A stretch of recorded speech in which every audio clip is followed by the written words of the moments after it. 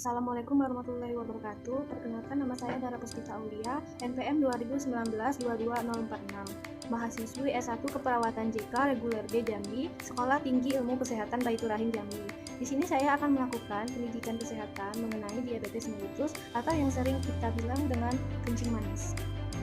Di sini saya akan menjelaskan pengertian dari diabetes itu. Diabetes merupakan keadaan yang timbul karena ketidakmampuan tubuh mengolah karbohidrat, glukosa akibat kurangnya jumlah insulin atau insulin tidak berfungsi dengan sempurna. Insulin terbagi menjadi 4, diabetes tipe 1, tipe 2, diabetes dalam kehamilan, dan diabetes tipe lain, mellitus.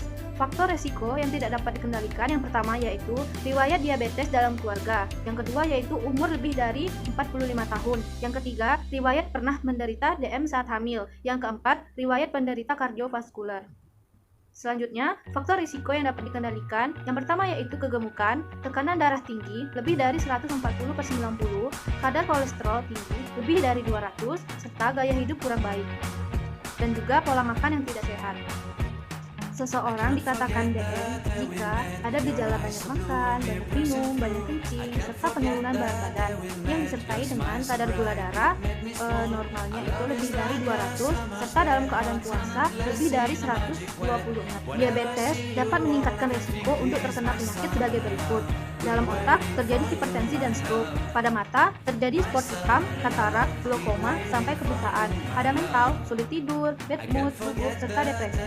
Pada gigi dan mulut, infeksi bakteri dan penyakit mulut dan gusi. Pada jantung, 2,5 kali lebih tinggi terkena serangan jantung. Pada kulit menjadi kering dan mudah luka. Pada ginjal terjadi gagal ginjal, serta saraf terjadi kesemutan, mati rasa, sakit saat berjalan, dan kerusakan saraf. Komplikasi efek diabetes: pada pembuluh darah terjadi hipertensi atau kenaikan tekanan darah, pada otak terjadi stroke, pada jantung terjadi jantung koroner, pada ginjal terjadi gagal ginjal dan harus melakukan cuci darah, pada saraf terjadinya usus pembusukan tungkai, pada mata terjadi kerusakan retina mata. Gejala kadar gula rendah yang pertama yaitu rasa gemetar dan oyong, rasa lemas dan lapar, nyeri ulu hati, berdebar-debar dan berkeringat dingin, sakit kepala, serta mata berkunang-kunang. Hal yang perlu dilakukan jika terjadi hipoglikemia. Yang pertama, memberikan air sirup atau jus ataupun teh manis bergula 1. Bisa juga permen manis, roti, biskuit, atau buah-buahan. Yang kedua yaitu stop obat gula sementara dan periksa ke dokter dan cek gula darah. Yang ketiga, bila tidak sadarkan diri, segera bawa ke rumah sakit karena perlu penanganan lebih lanjut. 7 langkah pengendalian diabetes. Yang pertama, berperan aktif dalam proses pengobatan, yaitu mencari informasi mengenai diabetes. Yang kedua, membuat jadwal pemeriksaan rutin. Yang ketiga, meminta rujukan ke ahli gizi, dokter kesehatan olahraga, atau dokter spesialis yang lain jika perlu. Yang kedua yaitu pola makan yang baik. Langkah-langkahnya yang pertama, makanan terdiri dari 3 makanan utama, 2-3 porsi makanan selingan. Yang kedua, batasi makanan lemak, terutama lemak hewani. Yang ketiga, hindari makanan kaya gula. Yang keempat, jangan minum alkohol. Yang kelima, batasi konsumsi gula garam. Langkah yang ketiga yaitu hidup lebih efektif atau aktif.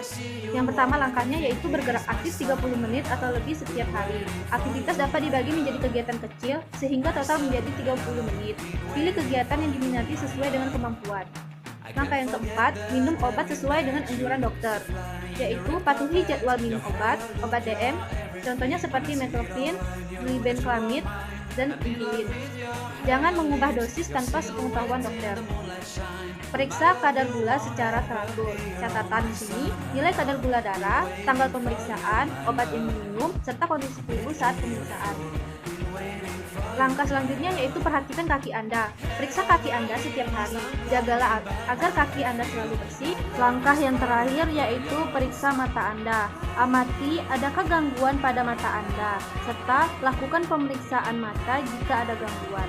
Sekian video dari saya, PMCast tentang diabetes mellitus. Semoga bermanfaat, dan apabila ada kesalahan saya mohon maaf. Saya akhiri. Wassalamualaikum warahmatullahi wabarakatuh. Jangan lupa komen, like, dan subscribe.